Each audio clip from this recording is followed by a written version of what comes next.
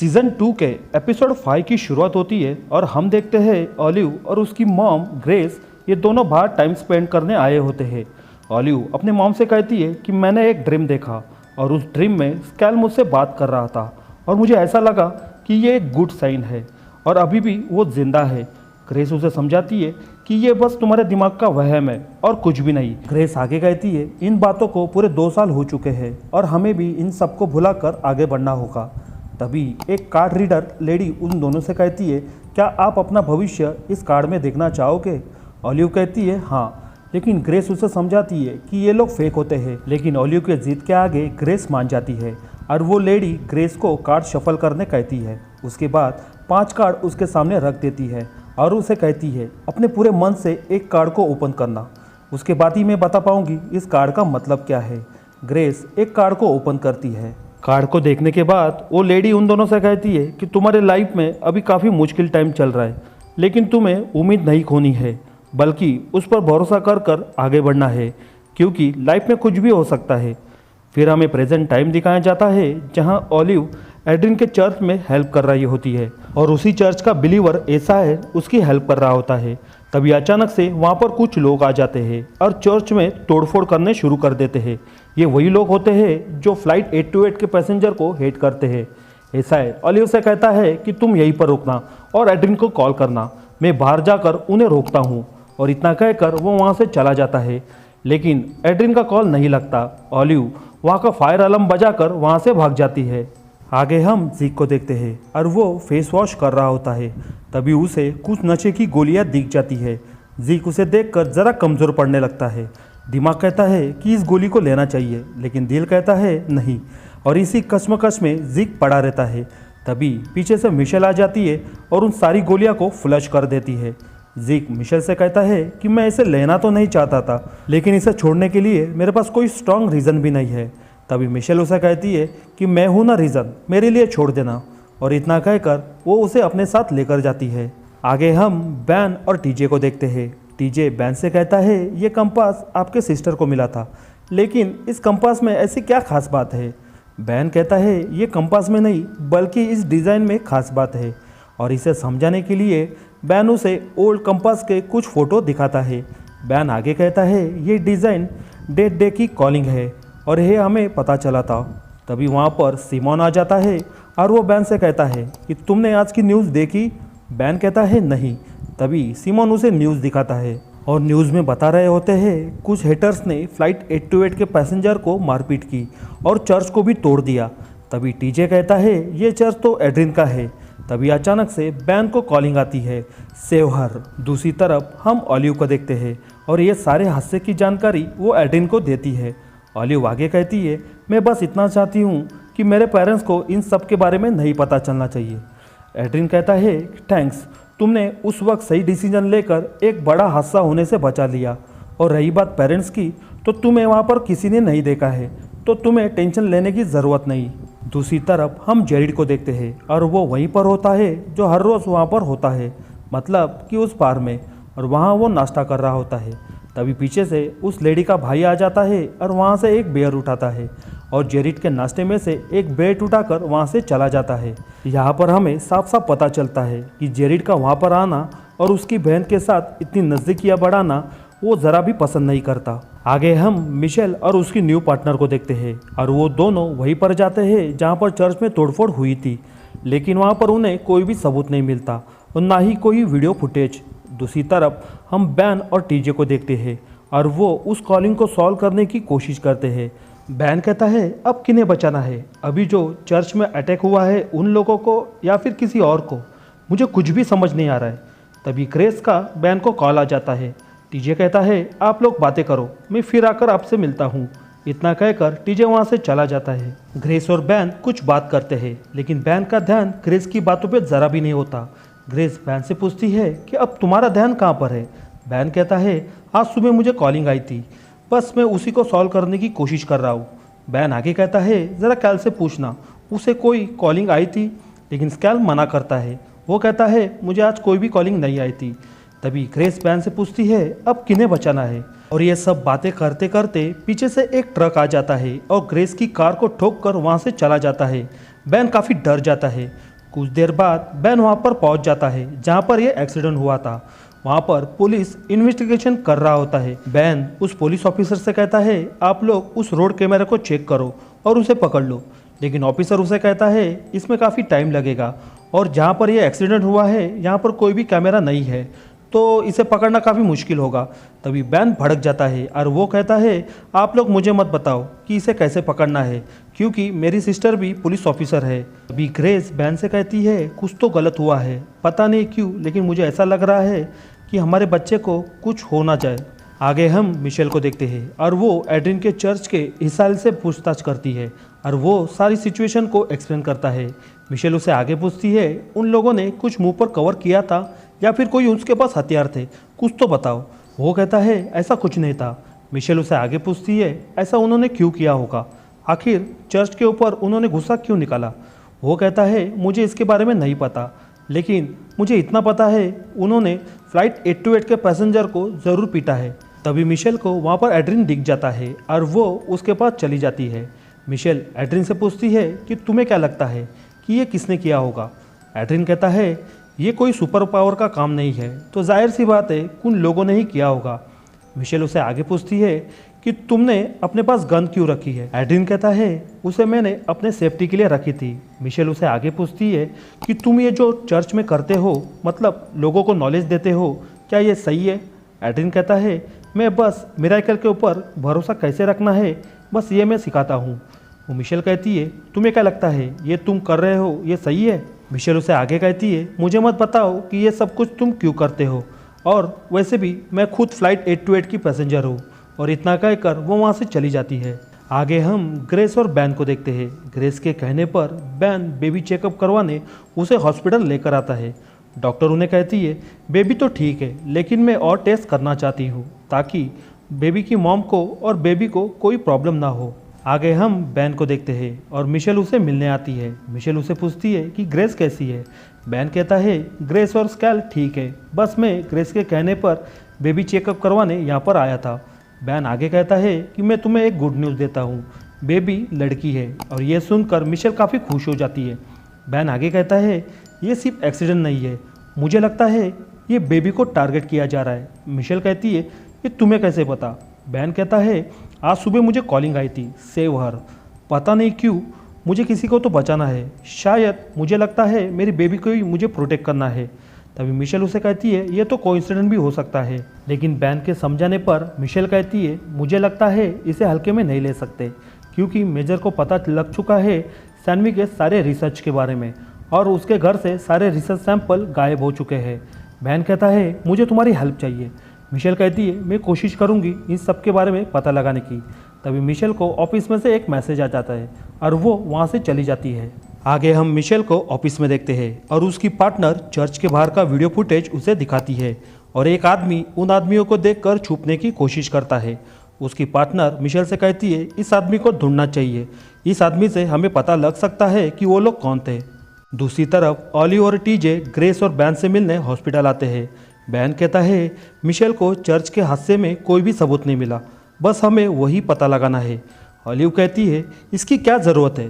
Ban कहता है church में हादसा होना और हमारा इस हॉस्पिटल में होना कुछ तो कनेक्शन होगा, बस हमें वही ढूंढना है। ये बात सुनकर ऑलिव ज़रा परेशान हो जाती है। दरअसल ऑलिव इस बात से परेशान होती है कि मॉम डैड को बिना बताए उस चर्च में वो ज्वाइन हो गई थी और बैन की छानबीन से उसे पता लग सकता है कि ऑलिव भी उस चर्च में मौजूद थी और इस बात से ऑलिव परेशान हो जाती है। आगे हम देखते हैं उस सस्पेक्ट को इंटरोगेशन रूम में मिशेल और उसकी पार्टनर पूछताछ करती है। वो आदमी कहता है मैं वहाँ पर था ही नहीं। तभी वो पार्टनर उसे वीडियो फुटेज दिखाती है और वो कहती है कि इसमें तुम साफ साफ दिखाई दे रहे हो, इसके बारे में तुम्हें क्या कहना है। वो आदमी कहता है मैं वहाँ से जा रहा था, तभी फायर अलार्म की आवाज़ सुनकर मैं उस तरफ दौड़ा, मुझे लगा शायद वहाँ पर किसी को तो हेल्प चाहिए होगी। वो आदमी कहता है देखो मेरा इस चर्च से कोई भी वास्ता नहीं है। मिशेल कहती है हमने तो चर्च का नाम भी नहीं लिया, तो तुम्हें कैसे पता चला कि हम चर्च के बारे में बात कर रहे हैं। मिशेल आगे कहती है हो सकता है तुम भी उन्हीं में से एक हो और उनकी ये सारी बातें बाहर से कैप्टन सुन रही होती है। तभी मिशेल बाहर आकर कैप्टन से कहती है कि ये सस्पेक्ट है और मुझे लगता है ये भी उन्हीं में का एक आदमी है। कैप्टन कहता है ये तो बेगुनाह है, मुझे तो यहाँ से साफ साफ दिखाई दे रहा है। मिशेल कहती है लेकिन हमें इसके ऊपर शक है। ये बात सुनकर कैप्टन उसे कहती है अगर तुम्हें इसके ऊपर शक है तो प्रूव करके दिखाओ कि ये भी उन्हीं में का एक आदमी है। और इतना कहकर कैप्टन वहाँ से चली जाती है। आगे हम जिक को देखते हैं और वो किसी लड़की से मिलने आता है। वो लड़की कहती है तुमने तो मुझे कहा था कि तुम अपनी शक्ल दोबारा नहीं दिखाओगे। जिक कहता है वो तो मैंने गुस्से में कहा था। वो लड़की कहती है लेकिन कहा तो मुझे था ना, अब क्या काम आ गया जो मुझसे मिलने की ज़रूरत पड़ी। जिक कहता है देखो मैं तुमसे माफ़ी मांगना चाहता हूँ, दरअसल उस चीज़ के लिए जो मैंने किया है और वो चीज़ के लिए भी जो मैंने जानबूझकर या जाने अनजाने में मुझसे हुई है। लेकिन वो लड़की कहती है मुझे इससे कोई फ़र्क नहीं पड़ता और वैसे भी तुम अपनी लाइफ में खुश हो। और इतना कहते कहते वो ड्रग की गोली खाने लगती है। जीक उसे रोकता है और उसे कहता है कि तुम ये ड्रग खाना छोड़ दो और इसके लिए मैं तुम्हारी हेल्प कर सकता हूँ। लेकिन लड़की उसकी बात नहीं मानती और ड्रग खा के वहाँ से चली जाती है। आगे हम ग्रेस और ऑलिव को देखते हैं। ग्रेस अपनी बेबी के लिए काफ़ी पॉजिटिव होती है। ऑलिव अपनी मॉम को समझाती है और वो कहती है कि हम सब आपके साथ हैं। तभी बैन और टीजे वहाँ पर आ जाता है। बैन कहता है ये जो तुम्हारा एक्सीडेंट हुआ था दरअसल ये सोची समझी चाल थी और इसे परफेक्टली प्लान किया गया था। ऑलिव कहती है इसका मतलब ये है चर्च पे जो अटैक हुआ था और मॉम का जो एक्सीडेंट हुआ था दोनों कनेक्टेड है। बैन कहता है हाँ ये दोनों कनेक्टेड है और इस बात से ऑलिव काफ़ी परेशान हो जाती है। कुछ देर बाद ऑलिव मिशेल से मिलने उसके ऑफिस चली जाती है। वो मिशेल को सारी बात बताती है। तभी मिशेल उसे कहती है कि तुमने ये बात अपनी मॉम डैड को बताया। ऑलिव कहती है नहीं। मिशेल उसे आगे पूछती है लेकिन अब ये सब कुछ मुझे क्यों बता रही हो। ऑलिव कहती है क्योंकि मॉम का एक्सीडेंट हुआ है और मैं नहीं चाहती कि मॉम को और कोई परेशानी हो। तभी मिशेल उसे कहती है देखो ये सब बातें तुम्हें मॉम डैड को बतानी चाहिए, इससे पहले वो लोग पता लगा ले। जब उन्हें इस सब के बारे में तुमसे पहले पता चल जाएगा तो तुम पर से उनका भरोसा उड़ जाएगा। इतना कहते कहते मिशेल सारे क्रिमिनल को बुला लेती है और ऑलिव से कहती है कि इनमें से कौन है तुम पहचान लो। ऑलिव सेकंड नंबर बोलकर उसे पहचान लेती है। तभी ऑलिव आगे कहती है इनमें से वो है ये मैं श्योर नहीं कह सकती, लेकिन मैं इतना तो कह सकती हूँ कि मैंने इसे चर्च के सामने देखा था। उसके बाद मिशेल उसे अरेस्ट करने जाती है और उसे कहती है कि तुम्हारे खिलाफ हमें आई विटनेस मिल चुका है, अब तुम जेल में सड़ोगे। तब वो आदमी डर के मारे उसे कहता है कि मैं आपको सब कुछ सच सच बताता हूँ। वो आदमी कहता है मुझे उनके नाम नहीं पता, लेकिन वो एक क्लब चलाते हैं और सभी लोग वहाँ पर तुम्हें मिल सकते हैं। और ये सब सुनने के बाद मिशेल अपने लिए टीम बनाती है और उन्हें किस तरह से घेरना है और उसे पकड़ना है ये सारे सिचुएशन को और प्लान को प्रॉपरली एक्सप्लेन करती है। दूसरी तरफ बैन परेशान होता है इस बात को लेकर कि इस अटैक को किस तरह से रोका जाए। तभी वहाँ पर ऑलिव आ जाती है। ऑलिव कहती है कि मैंने उस चर्च हादसे को देखा था क्योंकि मैं वहीं पर मौजूद थी। और ये बात सुनकर बैन और ग्रेस चौंक जाते हैं और बैन भड़क जाता है और वो ऑलिव से कहता है कि तुम्हें किसने कहा था कि उस चर्च में जाने के लिए। ऑलिव कहती है आप ऐसे सोच रहे हो कि वहाँ पर कोई एलियन है। ऑलिव आगे कहती है आप लोग इसीलिए गुस्सा हो क्योंकि वहाँ पर फ्लाइट 828 के मिराकल के बारे में बताया जाता है। बैन कहता है ऐसा नहीं है, बल्कि हमारा ऐसा टाइम आया था जिस वक्त हमें 1 घंटे में पहुंचना था, वहाँ पे हमें पूरे 5 साल लगे। और वैसे भी ये जो हमें कॉलिंग आती है इसके लिए स्पेशली ब्रेन की उतनी कैपेसिटी होनी चाहिए जो जाने अनजाने में हमारी हो चुकी है और उसे समझना भी उतना ही ज़रूरी होता है। पर एड्रिन लोगों को बेवकूफ़ बना रहा है, वो लोगों से मिराकल बोल बोल कर पैसे हट रहा है। तभी ग्रेस भी ऑलिव को काफ़ी समझाने की कोशिश करती है, लेकिन ऑलिव उनकी बात ज़रा भी नहीं मानती और वो मॉम डैड को गलत समझकर वहाँ से चली जाती है। आगे हम देखते हैं मिशेल और उसकी पूरी टीम वहीं पर पहुँच जाती है जहाँ पर उन्हें ग्रुप को पकड़ना होता है और वो लोग अपनी प्लानिंग के हिसाब से प्रॉपर अंदर चले जाते हैं, लेकिन अंदर कोई भी नहीं होता और वो लोग बाहर के हालात देखकर और अंदर के हालात देखकर उन्हें ऐसा लगता है कि मानो उन लोग को पहले से ही पता लग चुका था कि पुलिस यहाँ पर आने वाली है। तभी वहाँ पर कैप्टन आ जाती है और वो मिशेल को पूछती है कि कहाँ है सब लोग। मिशेल कहती है उन्हें पहले से ही पता लग चुका होगा, इसलिए वो यहाँ से फरार हो चुके हैं। कैप्टन उसे आगे कहती है कि तुमने अपने फैमिली के ऊपर भरोसा किया और ये मिशन किया जो कि फेल हो गया। मिशेल कहती है हमें एक बड़ी लीड मिलने वाली थी और मैं किसी भी हालत में इस लीड को खोना नहीं चाहती थी। कैप्टन उसे फिर से वही कहती है अगर तुम सच हो तो इसे साबित करो, और इतना कहकर वहाँ से वो चली जाती है। दूसरी तरफ हम जेरिड को देखते हैं और वो बार में होता है। तभी उस लेडी बारटेंडर का भाई पीछे से आता है और अपने लिए और जेरिड के लिए एक ड्रिंक ऑर्डर करता है। जेरिड इसकी वजह पूछता है और वो कहता है कि आज ही के दिन हमारी मॉम ने हमें छोड़कर चली गई और उसी की याद में आज ये छोटा सा सेलिब्रेशन है। आगे हम जीक और मिशेल को देखते हैं और उसके घर के सामने एक लेडी आ जाती है। ये वही लेडी होती है जो जीक उसे मिलने गया था। जीक उस लेडी को देखकर थोड़ा हैरान हो जाता है। तभी जीक उसकी मुलाकात मिशेल से करवाता है और उस लड़की का नाम होता है कॉन्ट्रिक और ये जीक की वाइफ होती है। आगे हम बैन को देखते हैं और पीछे से ग्रेस आ जाती है। बैन थोड़ा सा परेशान होता है। ग्रेस उसे पूछती है कि तुम्हें क्या हुआ। बैन असल में अपनी बेटी को लेके थोड़ा सा परेशान होता है। ग्रेस उसे समझाती है। तभी ग्रेस की नज़र उस कंपास पे चली जाती है। ग्रेस कहती है कि मैंने इस निशान को कहीं पर तो देखा है। बैन कहता है कि ये डेड डे की कॉलिंग है और इसी का ही ये निशान है। तभी ग्रेस कुछ ढूंढने लगती है। कुछ ढूंढने के बाद वो कहती है जब तुम और स्कैल नहीं थे ये तब की बात है। मैं और ऑलिव दोनों बाहर गए थे। वहाँ पर हमें एक लेडी दिखी थी और उसने हमें एक कार्ड दिया था और इस कार्ड का मतलब होता है हेल्प करना और ये कार्ड पे जो निशान है ये बिल्कुल कंपास के निशान से मेल खाता है। बैन कहता है ये कॉलिंग है और ये डेड डे की कॉलिंग है। ग्रेस आगे कहती है उस लेडी ने हमें और एक कहा था कि अंत में सब ठीक हो जाएगा। ये सब सुनने के बाद बैन कहता है ये कैसे हो सकता है। ग्रेस कहती है उस लेडी ने और एक लाइन हमें बोली थी और लकीली उस लाइन को इतने साल बाद मैंने और ऑलिव ने उस हॉस्पिटल में फिर से बोली, तो मुझे ऐसा लगता है कि ये एक दूसरे से कनेक्टेड है। दूसरी तरफ हम देखते हैं एड्रिन अपने चर्च के लोगों को कहता है भले ही कुछ भी हो जाए लेकिन हम फ्लाइट 828 पे भरोसा करना नहीं छोड़ेंगे और उनके लोगों पर चाहे कुछ भी हो जाए लेकिन हम मिरेकल को बिलीव करेंगे। और ये बात ऑलिव और टीजे सुन रहे होते हैं। इससे हमें साफ साफ पता चलता है ऑलिव को बैन की बिल्कुल भी परवाह नहीं होती और वो उसकी बात को बिल्कुल भी सीरियसली नहीं लेती। और उन्हीं लोगों में ऐसा है भी होता है जो कि हेटर के हाथों से बुरी तरह से मार खाया होता है और उसे देखकर ऐसा लगता है उसके अंदर काफ़ी गुस्सा भरा है। दूसरी तरफ हम जेरिड को देखते हैं।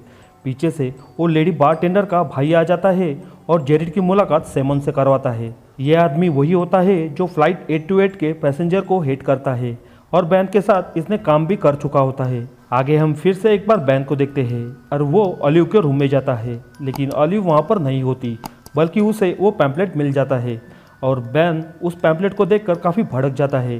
तभी उसे फिर से एक बार कॉलिंग आती है सेव हर। बैन वहाँ से चला जाता है। दूसरी तरफ हम एड्रिन को देखते हैं और वो अपना सामान पैक कर रहा होता है। पीछे से बैन आता है और एड्रिन की कॉलर पकड़कर उसे कहता है कि मेरी बेटी से दूर रहना और इतनी वार्निंग देकर वहाँ से चला जाता है। और इसी के साथ मैनिफेस्ट सीजन 2 का एपिसोड 5 खत्म हो जाता है। अगर आपने मैनिफेस्ट सीजन 1 नहीं देखा है तो इसकी लिंक आपको डिस्क्रिप्शन में मिल जाएगी।